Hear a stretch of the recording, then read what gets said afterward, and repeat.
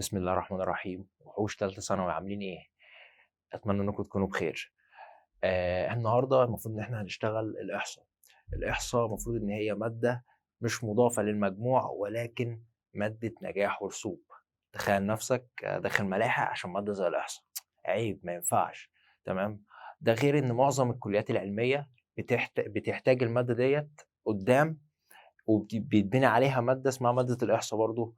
سواء دخلت علوم أو سياسة واقتصاد، دخلت كليات كتير عموما، يعني بتحتاج المادة ديت جدا. طيب، احنا المادة بتاعتنا مقسومة 4 وحدات. الوحدة الأولى، تعالى نشتغل على طول نوفر الكلام دوت. الوحدة الأولى عندنا بتتكلم عن الارتباط والانحدار. طيب، الارتباط بيتقسم من حيث النوع لارتباط طردي وارتباط عكسي. يجي يقول لي اوجد نوع الارتباط، فعندي ارتباط طردي وعندي ارتباط عكسي. طيب، امتى اقول على الارتباط دوت ارتباط طردي؟ اقول على الارتباط ده ارتباط طردي لما الاقيه موجب، رقم موجب. الاقي مثلا 5 من 10، 6 من 10، 1 و2، 1 من 10 مثلا. ده كده ارتباط طردي. طيب، لقيت الرقم سالب، يبقى ارتباط عكسي. طيب، دي ناحية النوع. طيب، من حيث القوة، والله القوة عندي ضعيف وعندي متوسط وعندي قوي. طيب، امتى اقول على الارتباط دوت ضعيف او متوسط او قوي؟ اقول على الارتباط دوت ضعيف، على معامل الارتباط ضعيف لما يكون ما بين الصفر وال4 من 10. خلي بالك، ما بين الصفر وال4 من 10. صفر مش ضعيف. تمام. صفر وال4 من 10. طيب، الصفر ده ايه؟ الصفر دوت ارتباط منعدم، مفيش ارتباط اصلا. تمام، حاجتين ما لهمش علاقه ببعض. طيب، معامل الارتباط عندي هنا بصفر. طيب، لما يكون ما بين ال4 من 10 وال6 من 10، ساعتها اقول عليه متوسط، اقول على الارتباط دوت ارتباط متوسط. طيب، لما يكون ما بين ال6 من 10 وال99 من 100، فهنا الارتباط ارتباط قوي. جميل جدا. طيب، والارتباط لما يكون بواحد فهو ارتباط تام. طيب، جه واحد فهو ارتباط تام طردي عشان موجب. ده جه -1 فهو ارتباط تام عكسي. في مشكلة؟ تمام، أنا متأكد إن مفيش مشكلة. طيب، بعد كده عندي قانونين لمعامل الارتباط. القانون الأول لبيرسون والقانون الثاني لسبيرمان. طيب، تعالى نتكلم الأول عن القانون الأول. القانون الأول شكله كبير مال الورقة، بس هو سهل جدا، مفيهوش حاجة صعبة. أول حاجة نون. طيب، نون في سمشن س، دي اسمها سمشن او مجموع، بتتكتب م ج كده او بتتكتب الرمز دوت. تمام. سمشن س ص ناقص سمشن س في سمشن ص. نون سمشن س ص ناقص سمشن س في سمشن ص على جذرين. تمام. الجذر الاول نون في سمشن س تربيع ناقص سمشن س الكل تربيع. تمام. نون سمشن س تربيع ناقص سمشن س الكل تربيع. طيب، الجذر الثاني شيل السين وحط مكانها صاد، فبقى نون سمشن صاد تربيع ناقص سمشن صاد الكل تربيع. هو ده القانون بتاعي. قانون سهل جدا، ومع كتر الحل قانون هيتحفظ. طيب، تعال نشوف مثال على الكلام ده.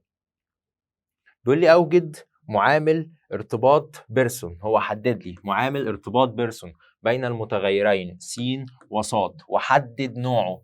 طلب مني حدد النوع، الحته اللي احنا اتكلمنا عليها في الاول خالص.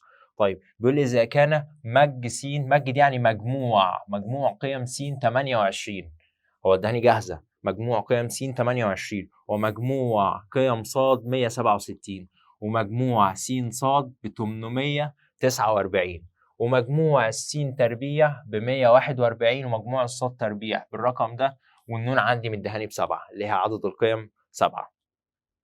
طيب، اداني كل حاجه جاهزه، ناقص ان انا اعوض في القانون. طيب، يلا القانون معايا. ر بتساوي، واعمل شرطه كسر فوق نون في سمشن س صاد ناقص سمشن س في سمشن صاد. في حاجه صعبه؟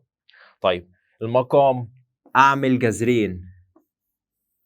طيب، الجذر الاول نون في سمشن س تربيع ناقص سمشن س الكل تربيع. جميل جدا. الناحيه الثانيه بس نشيل الس ونحط مكانها صاد، فيبقى نون سمشن صاد تربيع ناقص سمشن صاد الكل تربيع. هو هنا ما ادانيش سمشن، ما قاليش سمشن، بس قال لي مجموع.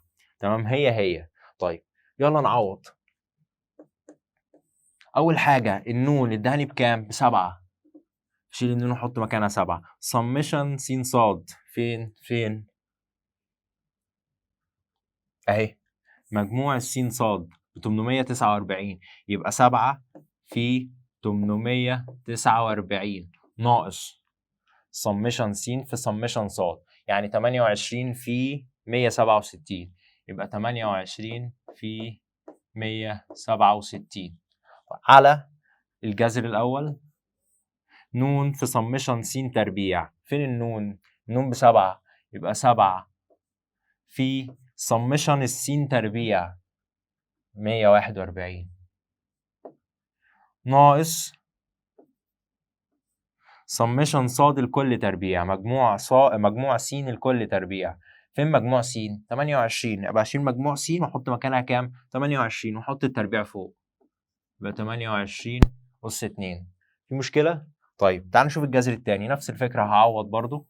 النون ب7 في سمشن صاد تربيع ب 5179، فحط مكانها 5179 ناقص سمشن صاد تربيع. فين السمشن صاد؟ 167، فاقول له 167 تربيع واحطها على الآلة واطلع الناتج. طيب حطيتها على الآلة طلعت معايا. تعال نشوف لما اجي احطها على الآلة تطلع معايا كام. 20 في 167 على، نعمل الجذر الأول نقول له 7 في 149. 149 دي سمشن صاد تربيع ب100 س تربيع ب141، يبقى 141 ناقص 28 تربيع. نخرج بره الجذر ونعمل جذر كمان، نقول له 7 في 5179 ناقص 176 167 تربيع. طيب طلعت معايا 97 من 100. الناتج طلع معايا 97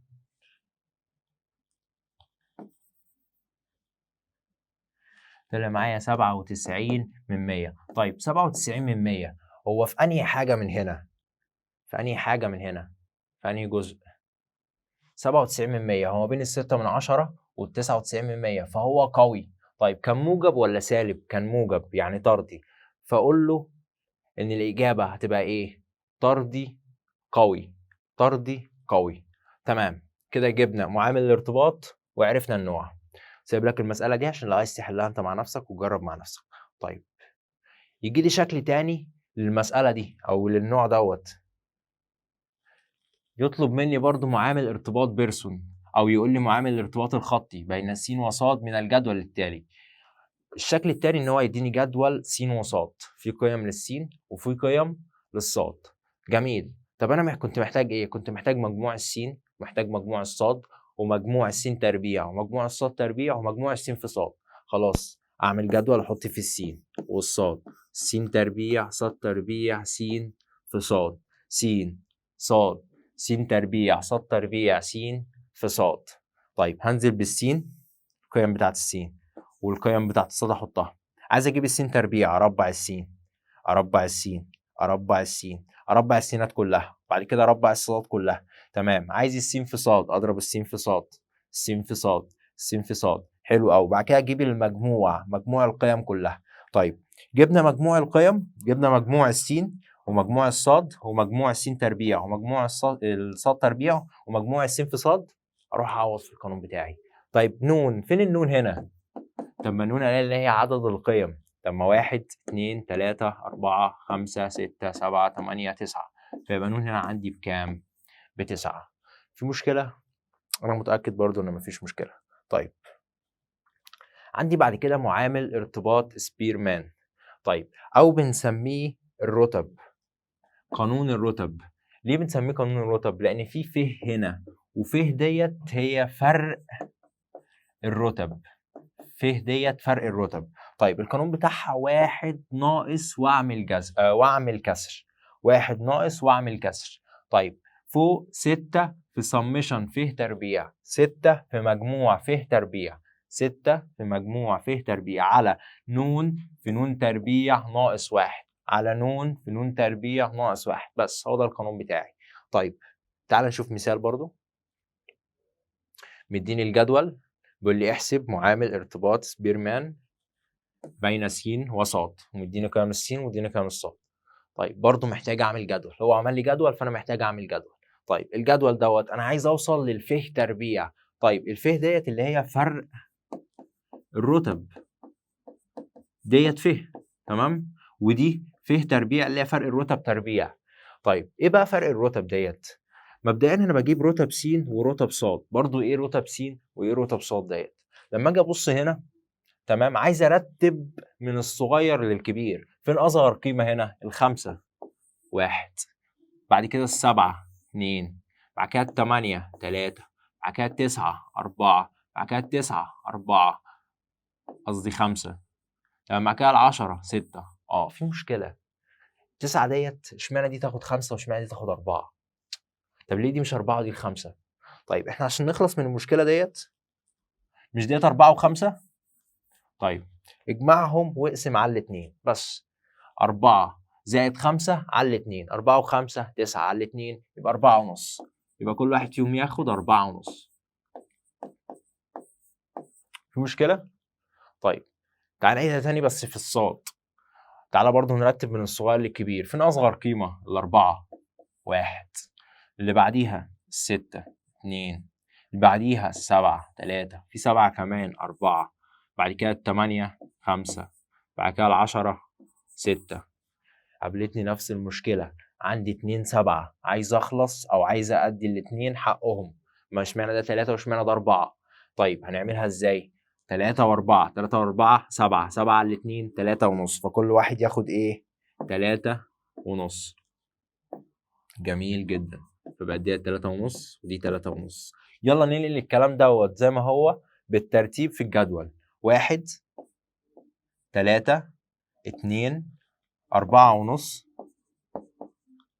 4 ونص، 6. طيب ماشي، بعد كده الصاد. يلا ننقل زي ما هو بالترتيب. 6، 3 ونص، 5، 3 ونص، 2، 1. ف، انا قايل ف ديت ايه؟ فرق الرتب. طب ما دي رتب س ودي رتب ص. يلا نجيب الفرق على طول. امسك الآلة، ما تتعبش نفسك. 1 ناقص 6 على طول على الآلة، -5. 3 ناقص 3 ونص، -نص. 2 ناقص 5، -3 على طول على الآلة. 4 ونص ناقص 3 ونص، 1. 4 ونص، نشيل منها 2، 2 ونص. طيب 6 نشيل منها 1، 5. على الآلة، بلاش تعملها بدماغك علشان ما تتلخبطش. أنا عارف إنك باشمهندس قد الدنيا والله، بس الآلة علشان ما تتلخبطش. تمام، التوتر بتاع الامتحان بينسيك كل حاجة. طيب بعد كده فيه تربيع، برضه همسك الآلة وأربع. ماشي، لما أجي أربع الخمسة هتبقى 25. طيب -نص هتبقى ربع، التلاتة هتبقى 9، 1. 2 ونص هاجي أربعها هتبقى 6 وربع، الخمسة هاجي أربعها تبقى 25. يلا نجمع الفيه تربيع. ليه جمعت الفيه تربيع؟ عشان أنا القانون بتاعي إيه؟ ر بيساوي 1 ناقص وأعمل شرطة كسر 6 سمشن فيه تربيع، يعني أنا محتاج أجيب مجموع الفيه تربيع على نون في نون تربيع ناقص 1، 1 ناقص 6. يلا نروح نجيب السمشن فيه تربيع. ادي الفيه تربيع، يبقى نروح نجيب المجموع، نقول له 25 زائد ربع زائد 9 زائد 1 زائد 6 وربع زائد 25. طلعت معايا 66 ونص. انا بكتب انجليزي، ماشي تمام. 66 ونص. جميل جدا. فاروح اقول له 6 في 66 ونص على النون عدد القيم 1 2 3 4 5 6 على 6 في 36 ناقص 1 اللي هي 35. احطها على الآلة واطلع الناتج. طيب تعال نشوف اللي بعد كده، برضو مديك مسألة تجرب فيها. دخلت على جزء جديد، دخلت على معادلة الانحدار. خلاص عرفنا الارتباط وعرفنا القانونين بتوعهم. عندي حاجة اسمها معادلة الانحدار. طيب ايه هي معادلة الانحدار؟ زي اي معادلة خطية في الدنيا، ص بيساوي أ زائد ب س. ص بيساوي أ زائد ب س. الب ليها قانون والألف ليها قانون، الصاد والسين هي القيم بتاعتنا. تمام، الب ليها قانون والألف ليها قانون. طيب ايه قانون الب؟ شفت البسط بتاع معامل ارتباط بيرسون؟ هات البسط ده حطه هنا، ن في سمشن س ص ناقص سمشن س في سمشن ص. في مشكلة؟ طيب طب الجذر الأولاني مش كان في جذرين في المقام؟ هات الجذر الأولاني، هات اللي تحت الجذر وارميه هنا، ن في سمشن س تربيع ناقص سمشن س الكل تربيع. تمام؟ هي دي قانون الب. طب الالف بتتجاب من الب ازاي؟ اقول له سمشن ص ناقص ب سمشن س على ن. سمشن ص ناقص ب سمشن س على ن. قلنا السمشن ديت اللي هي ايه؟ مجموع القيم. طيب عندي حاجه اسمها مقدار الخطا. ايه مقدار الخطا ديت؟ دلوقتي انت رحت تشتري حاجه، فالحاجه ديت تمنها 40 جنيه، ماشي، فانت اديت الراجل بالغلط 50 جنيه وروحت. في هنا مقدار خطأ، في انت 10 جنيه دفعتها زياده، فمقدار الخطأ عندك هنا 10. تمام، مقدار خطأ الايرور. طيب مقدار الخطأ هنا هو القيمه الجدوليه ناقص القيمه من المعادله. يعني ايه؟ يعني انا عندي الجدول بتاعي بيكون فيه قيم للصاد وقيم للسين. طيب يعني مثلا 1 2 3 هنا 4 5 6 مثلا يعني. طيب عندي مثلا الصاد لما اعوض هنا عن الصاد ب4 او لما اعوض هنا عن السين ب1، تمام، والب معايا من القانون والالف معايا من القانون. طيب طلع لي قيمه للصاد غير القيمه ديت، طلعت لي مثلا 3 ونص، وهنا القيمه عندي بتاعت 4. طيب فيبقى مقدار الخطأ هنا ايه؟ 3 ونص ناقص 4، وحاطط لي مقياس هنا عشان ما اقول له يعني ماليش دعوه بالسالب. طيب ف 3 ونص 4 تطلع لي ان في خطأ، عندي خطأ نص. الخطأ عندي هنا نص. تمام، كده عرفنا معادلة الانحدار وعرفنا مقدار الخطأ. يقول لي إذا كان مجموع س ب50 ومجموع قيم ص ب60 ونون ب10، عدد القيم 10، ومديني مجموع السينات تربيع 310 ومجموع الصادات تربيع 498 ومجموع السين في الصاد ب 361. انا هنا في السؤال دوت وعايز معامل ارتباط بيرسون بين المتغيرين س وصاد وحدد نوعه. ديت انا خلاص اتعلمت اجيبها في السؤال اللي فوق. طيب في مشكله في الحته دي، فانت اكيد رجعت وعرفت مشكلتك فين وحلتها. تمام، انا دلوقتي عايز اجيب معادله الانحدار صاد على س. طب معادله الانحدار قلنا اللي هي ايه؟ اللي هي صاد يساوي ا زائد ب س. تمام. طيب انا محتاج اجيب الالف ومحتاج اجيب الب، فانا كده معايا معادله الانحدار. جميل جدا. عايزين نجيب الالف، فنروح نجيب مين الاول؟ الب. طيب الب بيساوي، هاخد البسط بتاع قانون بيرسون، ن في سمشن س صاد ناقص سمشن س في سمشن صاد. جميل قوي. على ايه بقى؟ اللي تحت الجذر الاول اللي هو كان ن في سمشن س تربيع ناقص سمشن س الكل تربيع. حلو قوي. ونعوض ونجيب قيمة الب. جميل جدا. طيب عايزين نجيب الألف. طب ما الألف كانت بتساوي صاد ناقص او سمشن صاد ناقص ب في سمشن س على ن. تمام، سمشن صاد ناقص ب سمشن س على ن. معايا النون ومعايا سمشن صاد ومعايا سمشن س، كل ده هم مديهوني. تمام، ومعايا الب المفروض ان انا جبتها من هنا.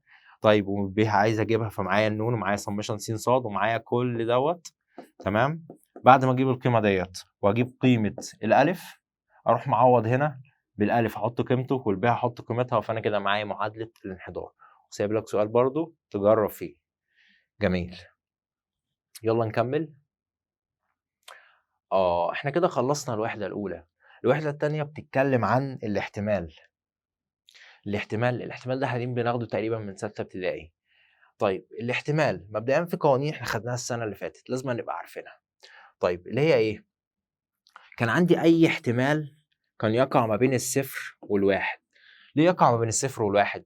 لان الصفر كان الحدث المستحيل افتكر، والواحد هو الحدث المؤكد، واي اي حدث كان بيبقى ما بين الصفر والواحد. اي احتمال وقوع اي حدث كان ما بين الصفر والواحد. طيب دلوقتي انا لو عايز اجيب لام او احتمال اتحاد الف اتحاد ب، عايز اجيب احتمال الف اتحاد ب. طيب اروح اعمل شكل فين. انا مش حافظ القوانين، اروح اعمل شكل فين. ده شكل فين، ادي الالف وادي الب، الحدثين اللي معايا. جميل جدا، انا عايز اجيب الالف اتحاد ب. جميل، فانا المفروض اروح اقول له الف زائد الب. بس وانا بقول له الف زائد الب الحته دي اتكررت، الحته بتاعت التقاطع ديت بتاعت الالف والب اتكررت، فعشان كده قلت له لام الف زائد لام ب. مش دي اتكررت مرتين؟ طب ما تشيل منهم واحده بس. فيها مشكله؟ مش حافظ القانون فانا عارف شكل فين. تمام، تعال نشوف احتمال الف فرق ب. نفس الفكره. يعني ايه اصلا احتمال الف فرق ب؟ يعني اللي في الف مش في ب. اللي في الف مش في ب. طيب اللي في الف مش في ب يعني الحته دي الجزء ده بس. طب ما الجزء ده عباره عن ايه؟ ده عباره عن الف كلها شلنا منها الحته بتاعت التقاطع. تمام، الف كلها شلنا منها الحته بتاعت التقاطع. في مشكله؟ طيب يلا نكمل. عايز لام الف شرطه. هي ايه الالف شرطه ديت؟ الالف شرطه ديت مكمله الالف. يعني ايه مكمله الالف؟ هو انا مفيش غير حدث واحد، وانا بعمل شكل فين مش هحط جواه غير حدث واحد الف. يعني بقى مكمله الالف يعني اي حاجه غير الالف. طيب اي حاجه غير الالف يعني الحته دي.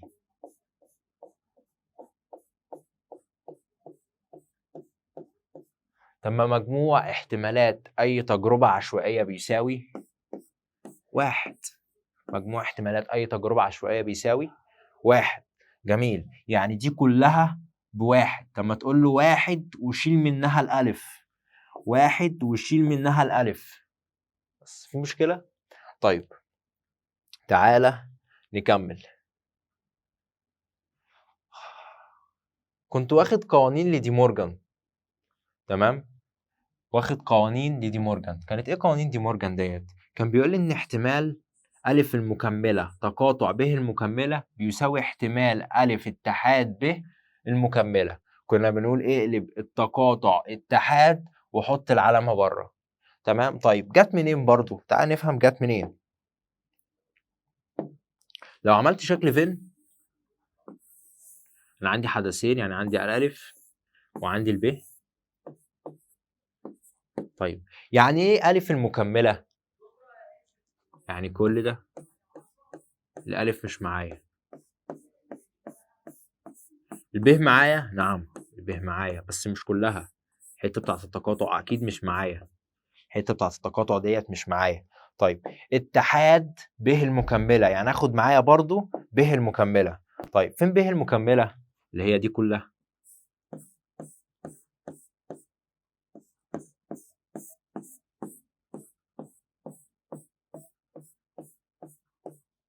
طيب انا استفدت ايه بقى من الكلام اللي اتعمل دوت؟ ان هي الاتحاد اداني كلها تمام ما عدا التقاطع. اداني الحدث كله ما عدا الحته بتاعت التقاطع، هي دي الحته الوحيده اللي ما اتظللتش. فعشان كده كان بيقول لي التقاطع او مكمله التقاطع. تمام، مكمله التقاطع يعني ما تاخدش التقاطع وخد حاجه كل حاجه تانية غير التقاطع. تمام، طيب طيب في الاتحاد نفس الفكرة، لو عملتها بشكل فن برضه هتوصل للكلام دوت. أنا أصلا كنت جايب الاتحاد، يعني احنا دلوقتي احنا كنا بنجيب الاتحاد. طيب لو كان التقاطع بقى نفس الفكرة برضه، هتعمل شكل فن وتجيب التقاطع. تمام؟ في مشكلة؟ طيب ماشي. بيقول لي احتمال أ المكملة تقاطع ب. يعني ايه أ المكملة تقاطع ب؟ لو عملت شكل فن وفي الألف وفي الب، جميل جدا. أ المكملة يعني ده كله، حلو. تقاطع ب يعني مشتركة فين مع الب؟ مشتركة في الحتة دي، فهي دي الإجابة بتاعتي اللي هي ب كلها ما عدا التقاطع. ب كلها ما عدا التقاطع، طرح منها التقاطع. جميل. طيب تعال نكمل في القوانين بتاعتنا بتاعت الاحتمال. تمام. بيقول لي أ جزئية من ب. يعني ايه أ جزئية من ب؟ يعني أ حتة من ب. يعني لو دي ب، فالألف حتة منها. مشكلة؟ طيب فعايز أ تقاطع ب. أ تقاطع ب، أ وب مشتركين في إيه؟ بيتقاطعوا في إيه؟ مشتركين في الألف كلها. ما الألف كلها دي موجودة في الألف لأن هي الألف، وموجودة في الب لأن الألف جزء من الب. فعشان كده بيقول لي إن التقاطع تاخد الصغير. طب الاتحاد تاخد الكبير. ليه الاتحاد باخد الكبير؟ ما هو الاتحاد أ اتحاد ب يعني كلها اللي هي الب. فعشان كده بقول إن هي إيه؟ لام ب أو احتمال ب. طيب لام أ فرق ب يساوي صفر. ليه الألف فرق ب بيساوي صفر؟ يعني إيه أ فرق ب؟ يعني اللي موجود في أ مش موجود في ب. يعني إيه؟ يعني هنا مثلا لو عندي القيم، يعني هنا مثلا لو عندي في 1 2 وهنا في 3 وهنا 4 وهنا 5 وهنا 6 مثلا، الألف فيها 3 بس والب فيها 1 2 4 5 6. طيب عايز اللي في أ مش في ب. اللي في أ 3، هل التلاتة مش موجودة في ب؟ لا موجودة في ب لأن الألف أصلا جزء من ب. فعشان كده هنا الاحتمال بتاعي بصفر. طيب احتمال ب فرق أ. ب فرق أ اللي موجود في ب مش موجود في أ. ايه اللي موجود في ب مش موجود في أ؟ والله الأربعة موجودة في ب مش موجودة في أ. الستة موجودة في ب مش موجودة في أ. الواحد موجود في ب مش موجود في أ. الاثنين موجودة في ب مش موجودة في أ. الخمسة موجودة في ب مش موجودة في أ. بس الأربعة موجودة في أ وب. فقال لي تاخد الب كلها اطرح منها الألف. خد الب كلها اطرح منها الألف. في مشكلة؟ أشكال فين بتعوضك عن حفظ القوانين دي كلها. يلا نكمل.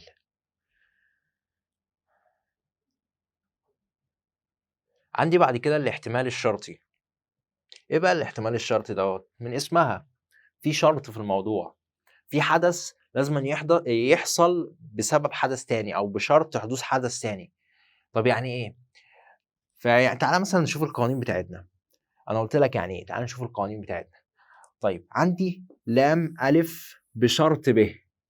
لام أ بشرط ب يعني الحدث أ مش هيحصل غير بحدوث الحدث ب. أ هيحصل بشرط حدوث ب. طيب فاقول له التقاطع على التاني. التقاطع على التاني. أ بشرط ب، التقاطع على التاني. طب تعالى هنا كده، ب بشرط أ، التقاطع على التاني برضه. التاني هنا كان مين؟ كان الألف. تمام؟ طيب لو عايز بقى أ تقاطع ب، طب ما أ تقاطع ب خلاص هضرب ده في ده. المشكلة ضرب ده في ده. أو عايز التقاطع فهضرب ده في ده، ده في ده. إيه المشكلة؟ مفيش مشكلة. طيب بيقول لي بقى أ اتحاد ب بشرط ج.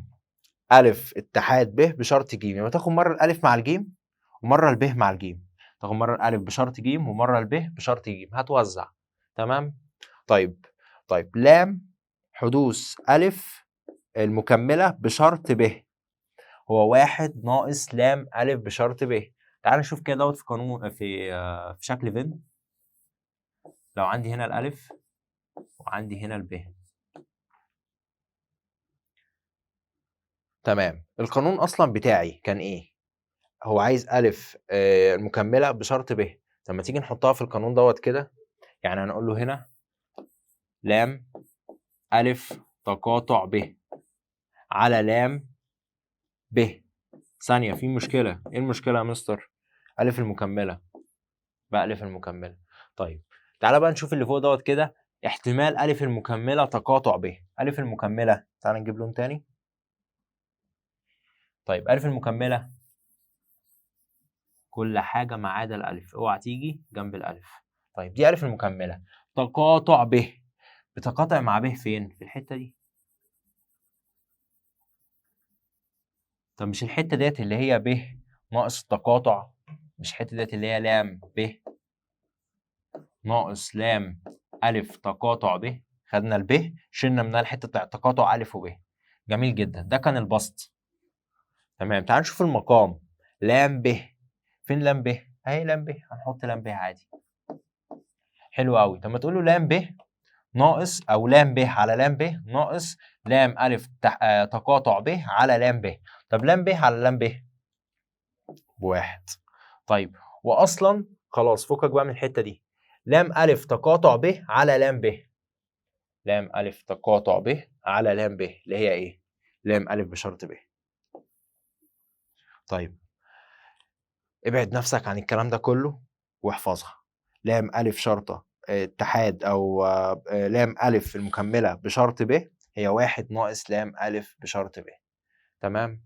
طيب في ملحوظة هنا بيقول لي خلي بالك لو جه إذا كان أو بشرط أو إذا علم أن أو علما بأن اللي أشوفه بعد الكلام دوت هو الشرط. تمام؟ هنشوف دلوقتي في المسائل.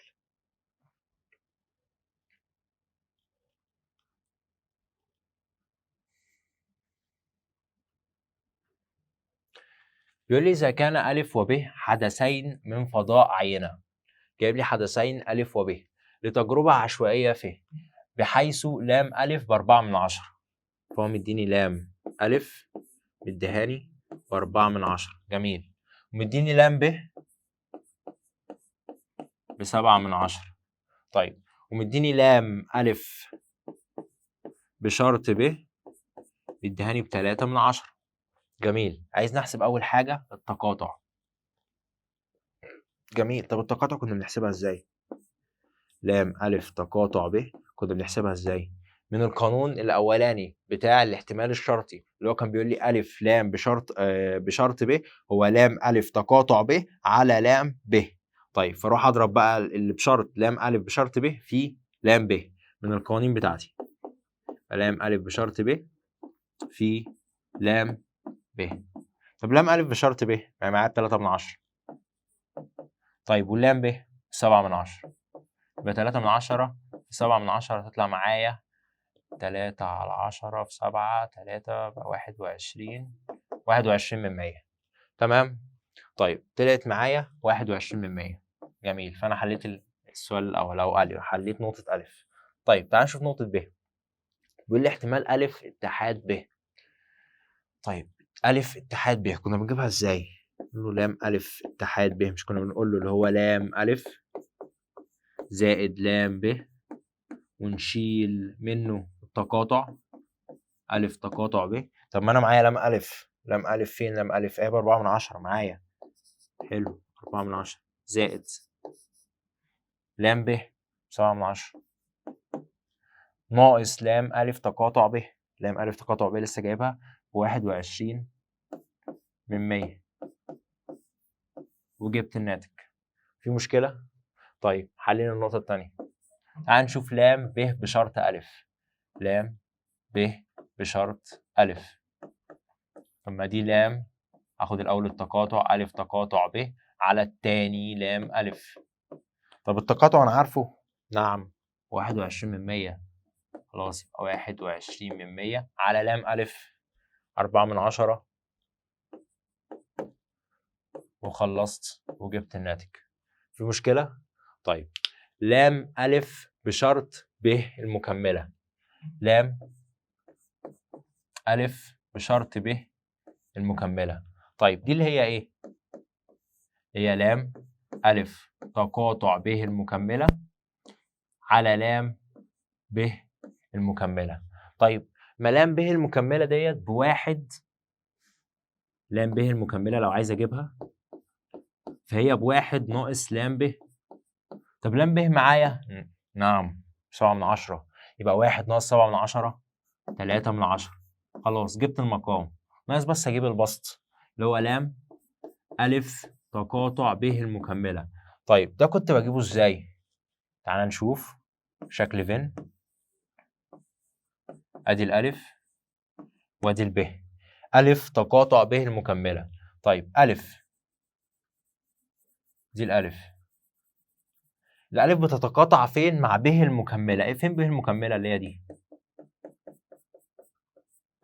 والحتة بتاعت الألف دي معايا ما عدا التقاطع. إيه ده الحتة بتاعت الألف معايا ما عدا التقاطع؟ الحتة بتاعت الألف معايا ما عدا التقاطع. جميل أوي. طب ما أنا معايا لام ألف ب4/10 ومعايا التقاطع 21%. طلعت الناتج بتاع لام ألف تقاطع ب، وطلعت الناتج بتاع لام ب المكملة، فخلاص وصلت للناتج بتاعي.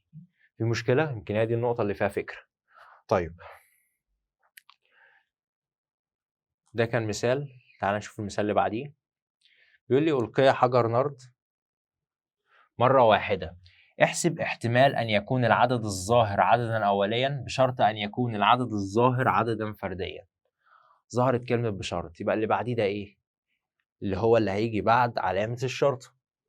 طيب تعال نشوف الأول احتمال أن يكون العدد الظاهر عددا أوليا يعني إيه؟ تعال ناخد الحدث ده نسميه بألف. طيب هي إيه أصلا الفضاء العينة بتاع حجر النرد؟ يعني إيه فضاء عينة؟ يعني جميع القيم اللي ممكن تظهر وأنا برمي حجر النرد. طيب تعال نشوف أصلا فضاء العينة دوت 1 و2 و3 و4 و5 و6. كل الأرقام دي ممكن تظهر وأنا برمي حجر النرد. طيب تعال نشوف بقى احتمال الحدث ألف، أو تعال نشوف الحدث ألف الأول هو إيه؟ حدث الألف هو إن يكون العدد الظاهر عددا أوليا. طيب فين العدد الأولية هنا؟ الاتنين والتلاتة والخمسة.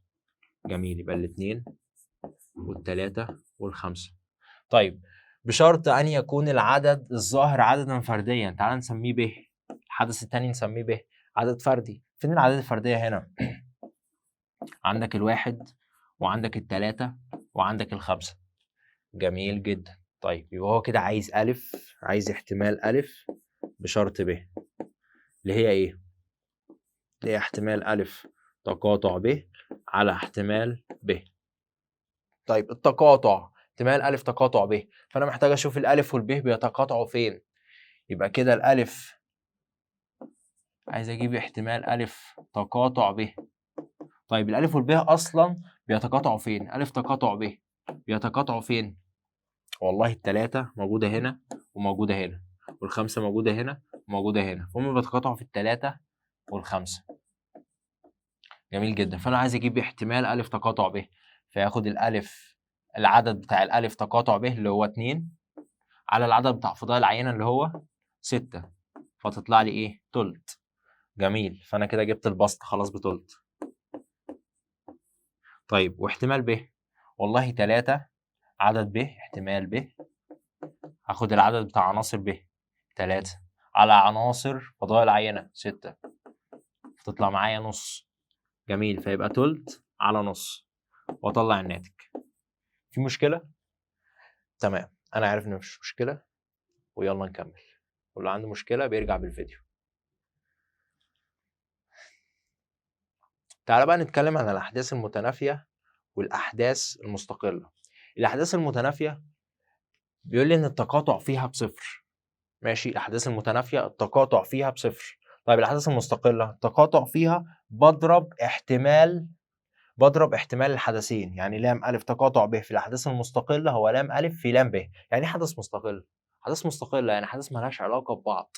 طيب لو جه قال لي في الأحداث المستقلة لام، عايز يحسب لام ألف تقاطع ب تقاطع ج، والله هقول له لام ألف في لام ب في لام ج. بس هي دي الفكرة. تمام، يلا نكمل. تعال نشوف مثال عشان نفهم أكتر. يلا يا عم. طيب بيقول لي إذا ألقيت قطعة نقود ثم ألقي حجر نرد مرة واحدة، حدثين مستقلين. إيه علاقة الجنيه بحجر النرد؟ مالهمش علاقة ببعض، فده حدث مستقل عن الحدث ده. بيقول لي فما احتمال ظهور صورة والعدد 3. طيب احتمال ظهور الصورة والعدد 3 ولما أشوف يعني تقاطع، تمام، أو ضرب، يعني تقاطع أو ضرب، وأشوف إن هي أصلا، تمام. فنسمي الحدث الأولاني ده بتاع ظهور الصورة هو أ، والحدث الثاني بتاع العدد 3 هو ب.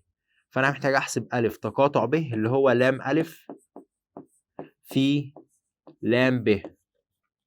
جميل. طيب عايز أجيب احتمال أ واحتمال ب أصلا. بقول لي قطعة نقود إذا ألقيت قطعة نقود مرة واحدة واحتمال ظهور صورة، فيبقى نص. ما أنت لو رميت جنيه يا إما هيظهر ملك يا إما هيظهر كتابة، يعني الاحتمال هنا إيه؟ 50% 50%، اللي هي نص لنص، تمام. فيبقى كده احتمال أ إيه؟ نص. طيب عايز أجيب احتمال ب.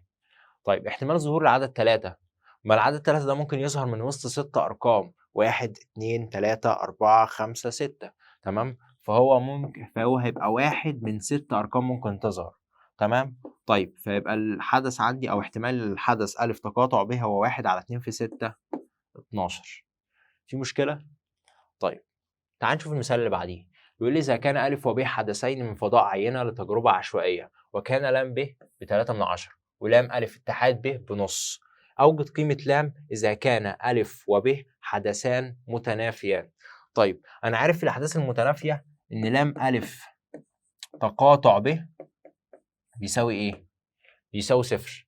جميل. فأنا لما عاوز أجيب أصلا لام أ، أنا مش عارف، أنا عارف قانون للتقاطع وقانون الاتحاد، مش أنا عارف إن لام أ تقاطع ب أصلا بيساوي لام أ زائد لام ب ناقص لام أ اتحاد ب، تمام. ما الجزء ده بصفر، خلاص الجزء ده بصفر. جميل جدا. طيب واللام أ أنا مش عارفها، أنا محتاجها أصلا، ده المطلوب بتاعي. طيب اللام ب، اللام ب هو مداني ب3/10، ولام أ اتحاد ب ب5/10، تمام. ماشي، تعالى نودي اللام أ ديت الناحية التانية فتبقى سالب لام أ و3/10 ناقص 5/10 اللي هي سالب 2/10. السالب هيروح مع السالب يبقى لام أ إيه؟ ب2/10، تمام. فيبقى لام أ من 2/10 لو كانوا حدثان متنافيان. طب تعالى نشوف لو الحدثان مستقلان. تعالى نشوف لو الحدثان مستقلان. طيب أنا قلت حدثان مستقلان يعني إيه؟ يعني لام أ تقاطع ب هو لام أ في لام ب. طيب هل أنا عارف التقاطع أصلا بكام؟ معرفش. محدش يقول لي التقاطع بتاع النقطة اللي فاتت، لما كانوا حدثان متنافيان، تمام، التقاطع كان بصفر. طيب هل اقدر اجيب قيمة للتقاطع؟ تعال نشوف من القانون بتاعي بتاع اي حدث، لان دي حالة خاصة ان هو يكونوا حدثان مستقلان. طيب لام أ تقاطع ب هو كان لام أ زائد لام ب ناقص لام أ اتحاد ب. برضو محدش يعوض عن اللام أ باللام أ اللي احنا طلعناها لما كانوا حدثان متنافيان. دي نقطة ودي نقطة تانية خالص. الحاجة الوحيدة المشتركة هما النقطتين دول، تمام. طيب لام أ معرفهاش، التقاطع معرفوش، يبقى نزلهم زي ما هم. لام أ قلت لك معرفهاش.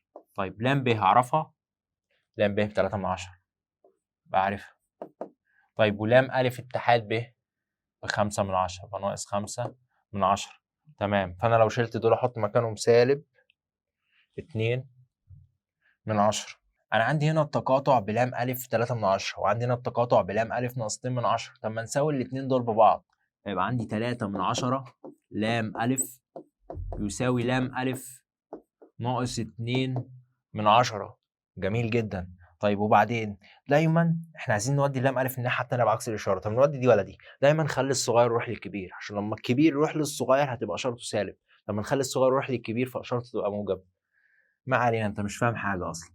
طيب تعالى نودي 3/10 دي الناحية التانية بعكس الإشارة، والسالب 2/10 نوديها الناحية التانية بعكس الإشارة.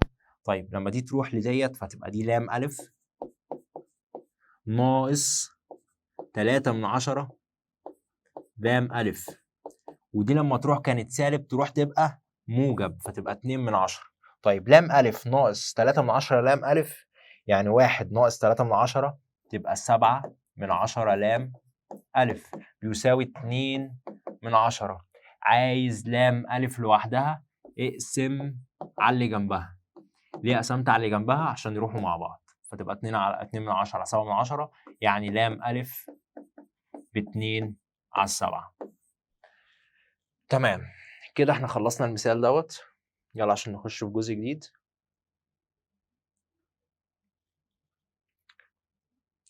طيب تعال نشوف المثال ده. يحتوي كيس على الكرات الآتية: 6 كرات حمراء و4 برتقالية و3 صفراء و5 خضراء و2 زرقاء. جميل جدا. مبدئيا في حوار الكور دوت انت اول حاجة محتاج تعرفها هو المجموع، محتاج تعرف انت معاك كام كورة.